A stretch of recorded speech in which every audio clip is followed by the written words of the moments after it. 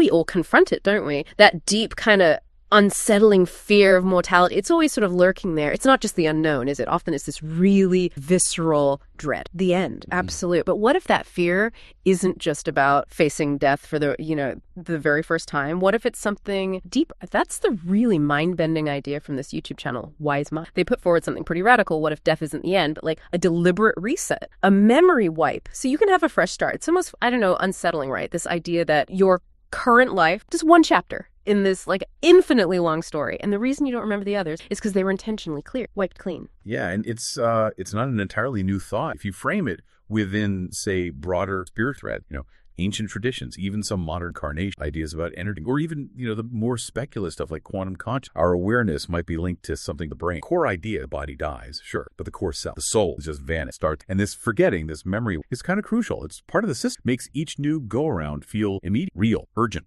Okay, so that brings us to what we're doing in this deep dive. We're going to unpack these fascinating points from the source material, explore the surprising connections and what this whole theory might mean for how we see, everything. Our fears, our relationships, even maybe the purpose of our life. Okay, let's dig in. Let's start with that really fundamental thing, the fear of death. Most of us, if you ask, we describe it kind of vaguely, right? Like darkness or pain, maybe losing control.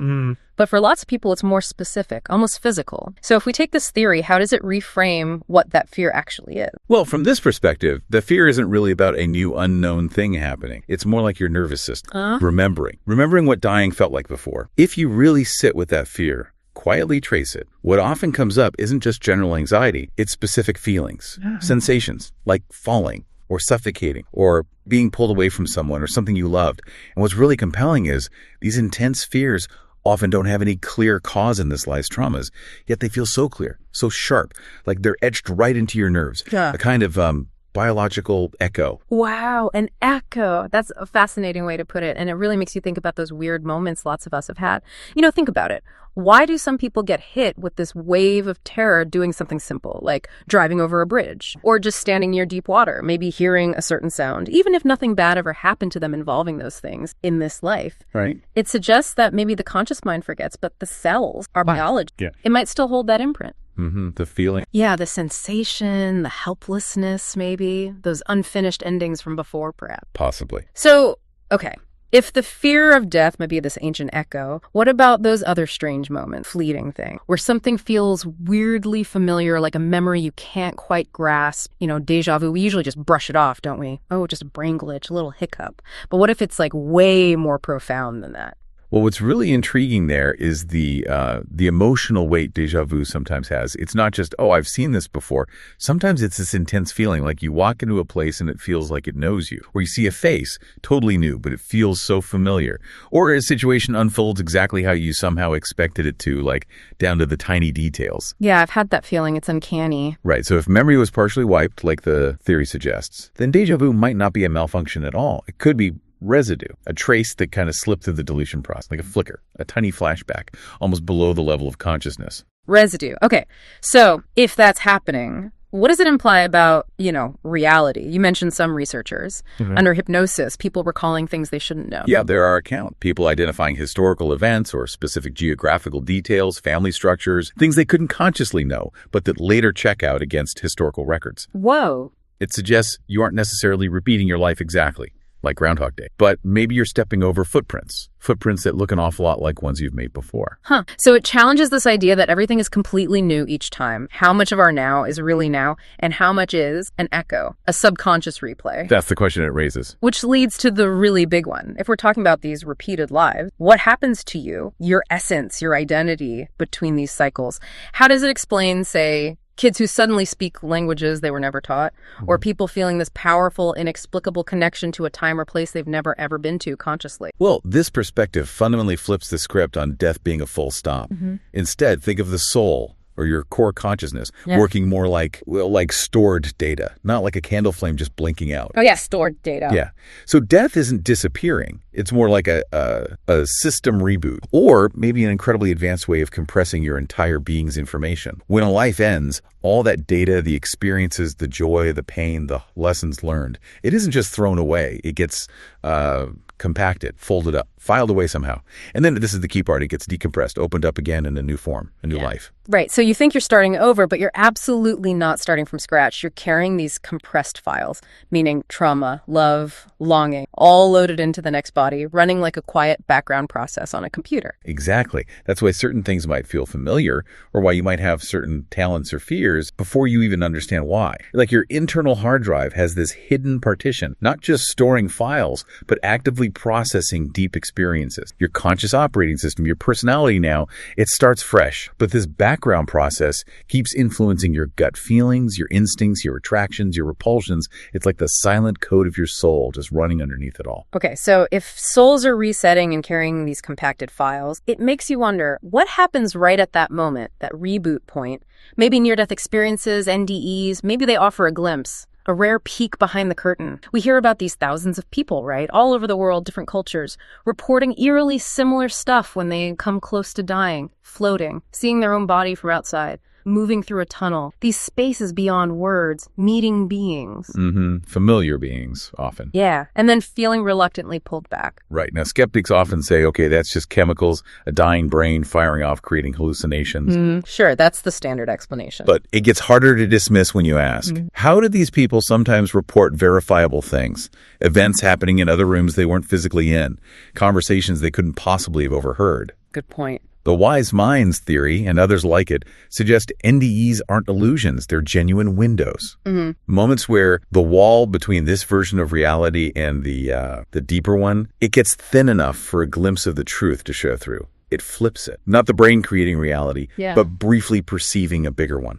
But these moments, they don't last, do they? It's like you said, a flicker, like a screen glitches and then goes dark again. Yeah. The door closed. And maybe not because you weren't ready, but maybe to keep the illusion of this life stable. Too much memory, too soon. Could destabilize the whole experience, prevent you from fully engaging with the here and now. Right. Okay. What about dreams? Not just any dreams, but those really weird ones. The ones that just don't feel like dreams. They arrive with this strange precision. They feel heavier. They leave you feeling disoriented, maybe carrying an emotion that sticks with you all day. They're not just the usual chaotic nightly stories, are they? Exactly. Some people have these dreams, vivid dreams of their own death, but in ways that feel incredibly grounded, too real to just dismiss as fantasy. And if you look at case studies in dream research, sometimes these dreams, they actually seem to match historical deaths or contain details the dreamer just shouldn't know in their current life. Seriously? Yeah. The theory here is that during sleep, especially maybe in those really deep states, the barriers loosen up. That stored memory, the compacted files we talked about, it kind of slips through. Like a temporary bypass of the memory wipe. A quick download of forgotten data, maybe triggered by something in the current life. You don't have to fully buy into reincarnation to feel the weight of a dream like that, do you? No, not at all. But if you've ever had one, and you couldn't explain why it left you feeling grief for something you never lived through, or this weird sense of knowing a place you've never been, there's a compelling argument from this perspective that it wasn't just a dream. It could have been a memory breaking through the veil. Okay, let's shift gears a bit. What about people? Those connections that just defy logic. You meet someone new, total stranger, and bang, feels like you've known them for years, decades even. There's no shared history you know of, but there's this quiet recognition, or an ease, or sometimes an intensity that just doesn't fit the actual time you've known. Why does that happen? Well, this is explained through the idea of soul memory again. The theory suggests that souls, or conscious units, often travel through lifetimes together. In groups, almost, but playing different roles each time. Your parent in one life might be your friend in the next, or a lover, or even, an adversary. Huh. So the roles change, but the connection... The underlying connection, or maybe the energetic signature, persists. You don't remember them consciously in detail, but an emotional imprint, a resonance. It lingers. Even if the specific memories are wiped, it's like your souls just recognize each other on some deeper level, even if your conscious minds are going, who is this? And these bonds, they often feel really urgent, don't they? Or incredibly comforting, or sometimes really chaotic and difficult. If we connect that to the bigger picture, this theory, it could explain why some relationships feel almost impossible to walk away from. Right. Not necessarily because they're meant to be forever in this life, but because something deep inside you remembers how it ended last time. Yeah. Maybe there's unfinished business. And it doesn't want it to break the same way again. It's like this deep-seated drive to fix it this time, complete something. Exactly. To resolve that unfinished emotional business. Okay.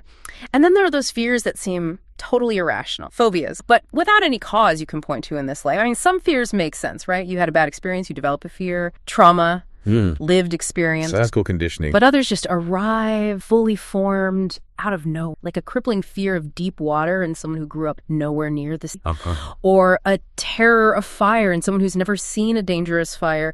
These fears, they feel like they live in your body, not just in the story of this life. That's a very good description. And past life researchers, particularly those using hypnosis, they report finding really strong connections between these kinds of unexplained phobias and previous death experiences recalled under regression. Can you give an example? Sure. There are documented cases like a patient terrified of swords, absolutely terrified, no reason why in this life. Under hypnosis, they recalled a past lifetime ending violently with a sword. And interestingly, after recalling and processing that memory, the phobia is significantly lessened, sometimes disappears entirely. It suggests that while the conscious mind might suppress the story, the imprint of the trauma, the pain, it stayed like a somatic echo until it's somehow acknowledged or brought to light. So your conscious mind can't access the story maybe, but the imprint of that pain, that terror, it sticks with until it gets acknowledged. And it's not like a punishment. No, not punishment. But more like something seeking resolution, like a persistent alert from a past self saying, hey, this needs attention. Precisely. It's seeking integration, perhaps. It makes you wonder, doesn't it? If you have one of those totally baffling fears, what story might be buried unfit?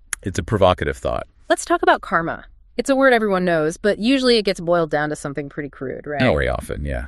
Like simple moral accounting. You do bad, bad happens. Cosmic tit-for-tat punishment. Right. Like a simplistic reward and punishment system. But this theory seems to offer a much more nuanced, maybe deeper take on it. It does. In deeper spiritual systems where these ideas originate or are explored, karma is understood less as punishment and more like, well, cause and effect playing out across vast stretches of time. It's a sophisticated way the universe, or maybe the soul itself, balances memory and experience. Yeah. For growth. Growth, okay. Not payback. Not primarily payback, no. Ooh. Think of your soul in this view, not just living one script. It's writing a long, multi-chapter epic. And in each chapter, it's correcting, refining, absorbing lessons, confronting themes it didn't quite grasp or resolve before. So if you deeply hurt someone in one life, you might find yourself in their shoes in another life. Oh, okay. Not because the universe is mad at you, but because the only way to truly understand the impact, to fully integrate that lesson, is to experience it from the other side, to, in a sense, become the other, feel what they felt.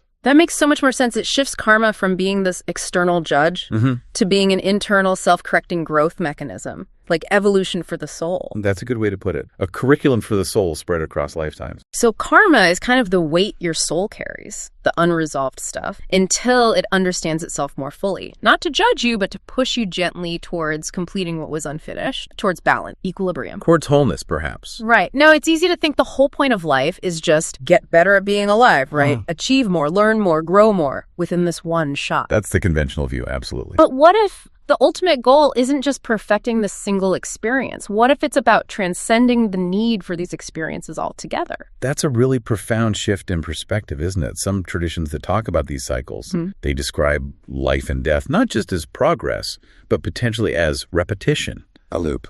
Yeah. You loop through existence, learning variations of the same core lesson, just in different bodies, different circumstances, until you're no longer attached to them, until you stop reacting automatically with fear or desire or anger, until you maybe stop forgetting the deeper truth of what you are between lives. The idea is to fully integrate these lessons, not just keep experiencing them over and over. And when you reach that point of integration... The theory suggests you don't just die and get wiped again. Yeah. You step out of the loop. Step out. You stop returning. Not because you've won some cosmic game or ticked all the boxes, but simply because you no longer need the memory wipe. You've integrated everything that once had to be split across different lifetimes. Your consciousness is whole, unified. Wow. That's a remarkable vision of freedom. Not just freedom in life, but freedom from the cycle itself. It is. It posits an endpoint to the repetition. Okay, finally, let's circle back to the fear of death itself, but from a really radical angle. What if that fear, the very thing we started with, what if it's actually a built-in feature of this whole system? I mean, think how much of human life, individually, collective, is structured around avoiding death, pushing it away. It's a huge driver, isn't it? Yeah. So the theory posits this possibility. What if the fear itself is part of the design, like a built-in block almost, something that keeps us from seeing through the script too early? Keeps us from seeing through it. How so? Well, think about it. If you truly had no fear of death, if you absolutely knew deep down that it was just a reset, a transition, you might start asking inconvenient questions. You might look too closely at the edges of this reality. Okay. You might stop being so emotionally invested in the things that normally keep us anchored here. pain, success, relationships, failure. Yeah. You might start to see it all as transient, as part of a larger temporary play. And that kind of awareness, that level of detachment, it might destabilize the whole immersive experience, right? Exactly. It can make it hard to fully commit, to fully learn the lessons this particular life is supposed to offer. So the fear, it isn't meant to harm you in this view. Perhaps not. It's meant to keep the simulation stable, keep you grounded, ensure you fully engage with each life, each scene in the play. It acts like guardrails in a sense. But once you notice the fear as a potential design feature, once you start observing it rather than just being swept away by it, something changes, doesn't it? It can. It might not make the fear vanish instantly, but it changes your relationship to it. And by extension, perhaps your relationship to your whole existence. Wow, okay. What a journey we've taken in this deep dive. From those weird, irrational fears to feeling deep connections with people, to maybe understanding the very purpose of existence. All potentially echoes, traces of past experiences our conscious mind has forgotten, yet our deeper self somehow remembered. It certainly reiterates that core theory we explored, doesn't it? That our souls, our consciousness, might be on a much, much longer journey than we typically perceive. Cycling through lives with these intentional memory wipes designed to allow for fresh, immersive experiences each time. It really does reframe our whole perception of what life and death might be. So here's something to leave you with, to ponder. If death is potentially a memory wipe, and if your current self is carrying these compressed files, meaning trauma, love, longing from past lives, then what unfinished business might you be carrying forward right now in this life? And how might understanding that possibility, even just entertaining it, how might that change the way you approach your life today?